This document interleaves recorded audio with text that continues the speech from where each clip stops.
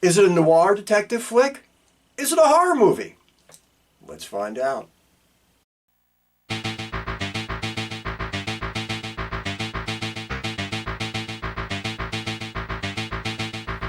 Okay, everybody, today we're going all the way back to 1987 to take a look at a mostly forgotten movie in the career of one Mickey Rourke. We are talking about Angel Heart.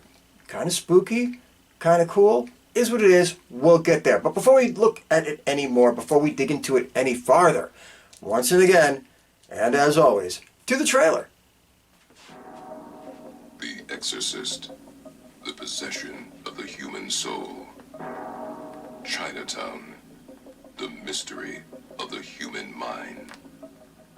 Now.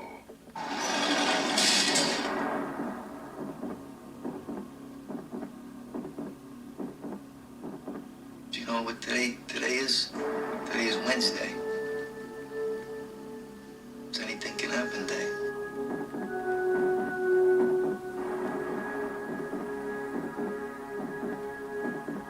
My interest in Johnny is only in finding out if he's alive or if he's dead. You want me to check it out? Check it out. Who are you? I'm just the guy who was paid to snoop around. I'm gonna ask you again. Where is he? I don't know. Harry Angel has been hired to solve more than a mystery. He's dead, Mr. Angel. And if he isn't, he is to me. Are you afraid? Yeah, I'm afraid. To find more than a killer. We don't go around murdering people, all right, Mr. Angel?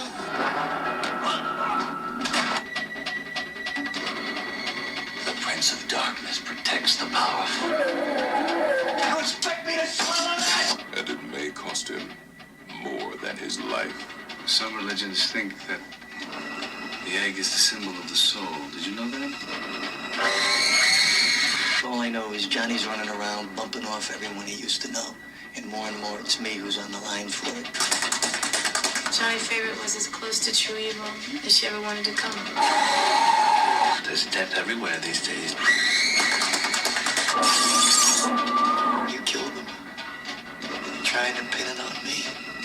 The flesh is weak. Only the soul is immortal. Did you kill him? You gotta burn him for this, Angel. You gotta burn him for this, Angel. In hell. Harry Angel has been hired to search for the truth. Pray he doesn't find it. Angel Heart.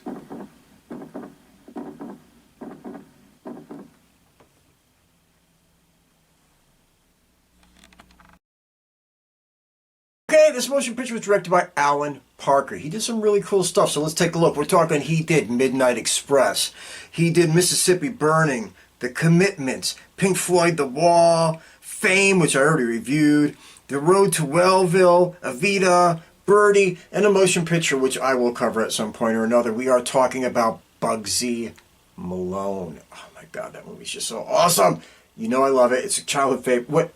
We'll get there.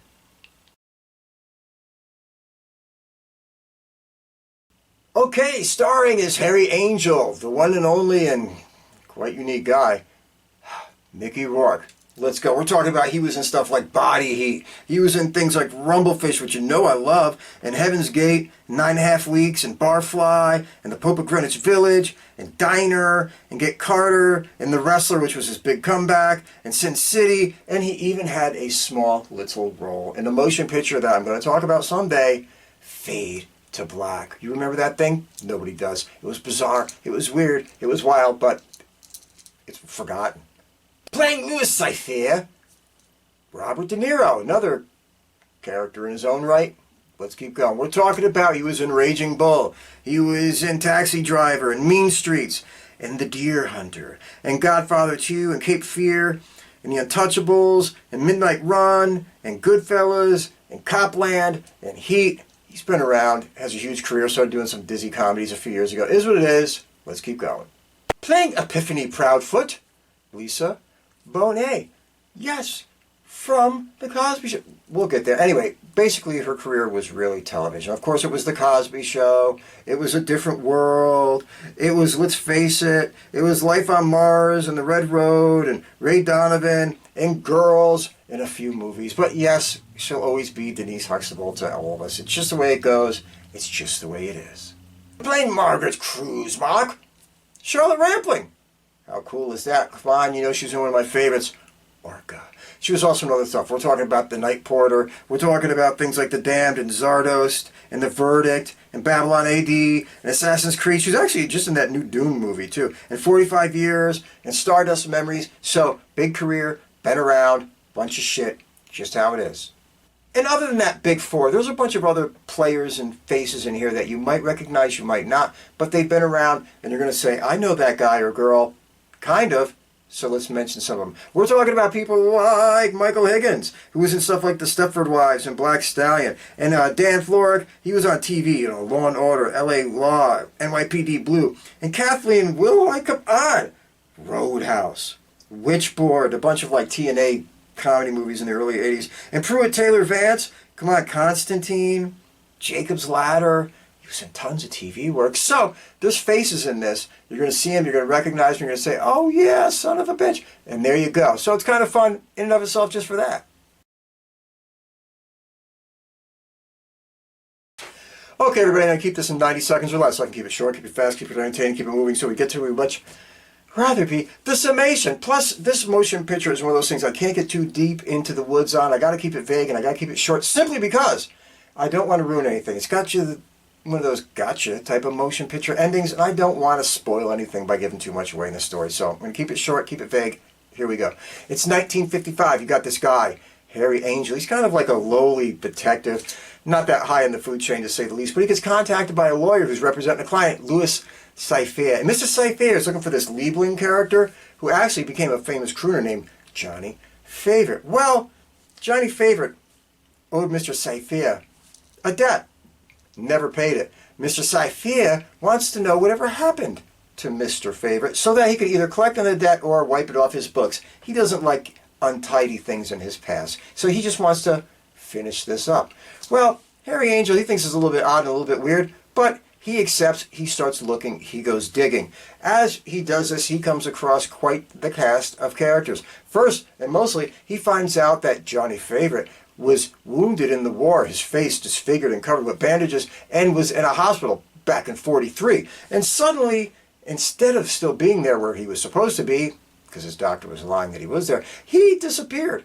And he just was taken off by a couple people, and basically nobody knows where or what the hell ever happened to him from there. So that leads him on these other little adventures, where he comes across, maybe an ex-girlfriend of one Mr. Johnny Favorite. Well, actually he has to go down to Louisiana to find her. It's a long story, but you'll get there.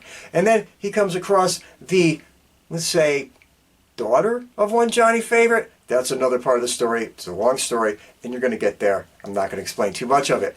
But the scary part is that every time that Harry Angel comes in contact with any of these people, suddenly, sooner or later, very shortly, they die. The doctor, dead. The old girlfriend, dead. Some other people I'm not going to get too much into naming, dead. Anyway, he is freaking out. He is having a heart attack because he's like, these people are going to start to pin this shit on me. Everywhere I go back the next day, these fucking people are dead. Something ain't right. Something ain't adding up. I want out of here. But Mr. Louis Cyphre offers him $5,000 to stay on the job. $5,000 was a whole lot of money back in 1955. So, hey, there you go. So he stays on the job and he continues to go looking for one Johnny Favorite, where he finds out that this guy was deeply involved in the occult. He was deeply involved in voodoo. He was a big-time Satanist with a lot of power. And he was quite an evil fucking man. So, I really, actually, I can't even go farther than that. I'm going to start to give away secrets. I'm going to start tipping the hat at what's going to take place. That's all I'm going to really give you for now. That's all you got to go on. And just explore, enjoy the motion picture in and of itself, as it is, with what I gave you. You'll see why when you get there. Okay, everybody. Does Angel Heart work? Yeah, Angel Heart works. Is it perfect? No. But does it work? Yeah. let's get the big three out of the way first. You know, writing, directing, acting, and then we'll go on from there. First off, the directing. Movie looks beautiful. It 110% looks beautiful. It is stunning to look at. It is 110% shot in a noir style. It has great framing, has good cinematography. It has an almost dreamlike feel to it. You can feel the heat in Louisiana when you're walking around there, and you can feel the cold desperation in New York when you're walking around there. So the directing is spot on. Can't knock it. The writing is good. The writing is solid. It can be a little bit wordy too much at times, but it's there. It's good. It's enjoyable. It's all you really need to know. So the writing can't be knocked. And the acting.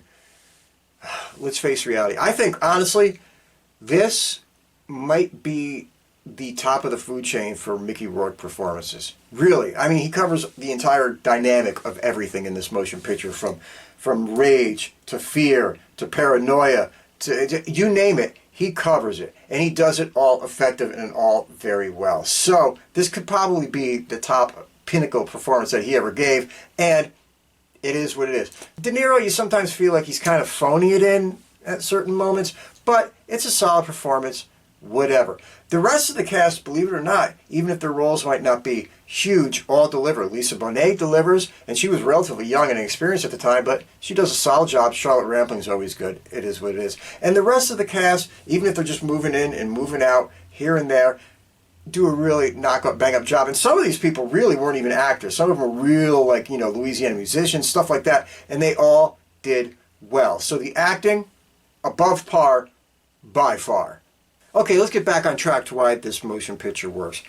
First off, they set a tone and a vibe that just works. This movie is really omnipresent all the way through. I mean, the vibe of the movie is omnipresent all the way through. There's never a laugh, there's never a joke, there's never a gag in any part of this motion picture. This movie is dark. This movie is seriously oppressive from the beginning until the very end. There's no ray of light or ray of sunshine in this thing. It stays true to what it is. It stays honorable to the movie it set out to be. And for that, I always give any movie credit, because so many times movies will vary in and vary out. They can't make up their mind what they want to be. This movie knew what it wanted to be, and it stayed what it wanted to be. It's dark. It's just basically depressing, largely. But it never leaves that, so you feel immersed in that world. You feel real in that world, even when the unreal appears. You feel part of that world, and you buy that world, even though sometimes it feels like you're watching a dream. So it doesn't make a difference what you give people. As long as you give them something and you stay true to it, it will bring them into their world. And this motion picture knew that, the director knew that, and they give you that. And for a motion picture that's basically trying to straddle the line between being an old-time noir detective flick and a supernatural horror flick, and trying to mesh those two together, this movie really does it successfully. It really, really does. It's one of those motion pictures that you're like, how do you take this and how do you take that and mush them together and make something that works? It never really gets tried that often, or if ever.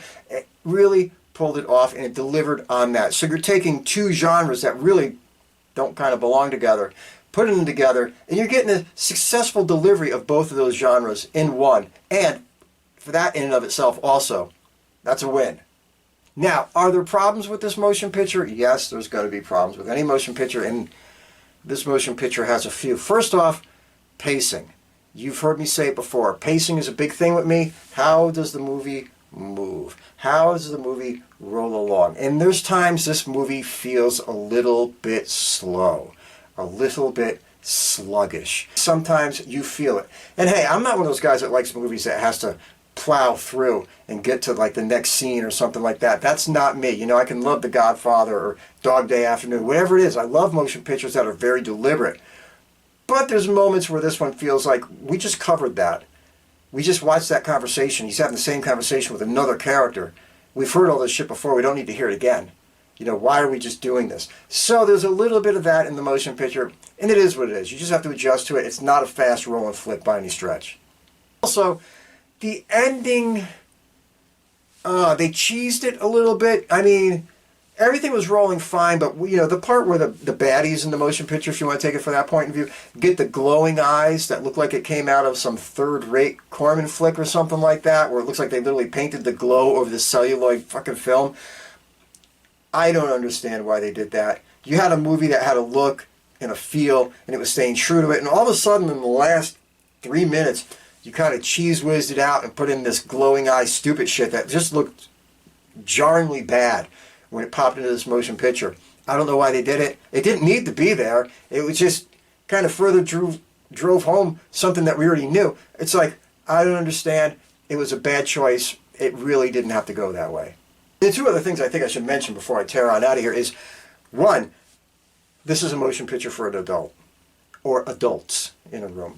Don't let the kids come wandering through as you're watching this motion picture. This motion picture had to be neck down, especially there was a wild sex scene with blood and gore and all that kind of shit with, Harry Angel and Epiphany Proudfoot. And it's really kind of excessive.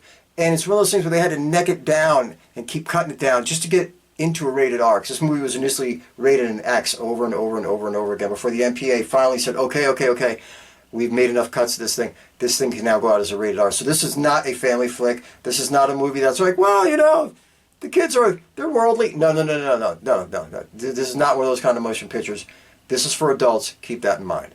And as a side note, one of the other fun trivial facts of this motion picture is there was a lot of tension on the set between Mickey Rourke and Robert De Niro. Apparently, they did not like each other.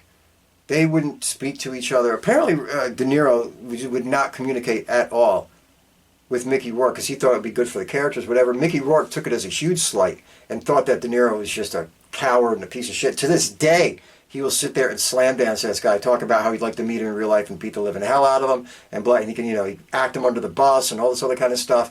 It is one of those fun little trivial facts of this motion picture. The characters didn't get along, and the actors definitely didn't get along. And I still don't think do.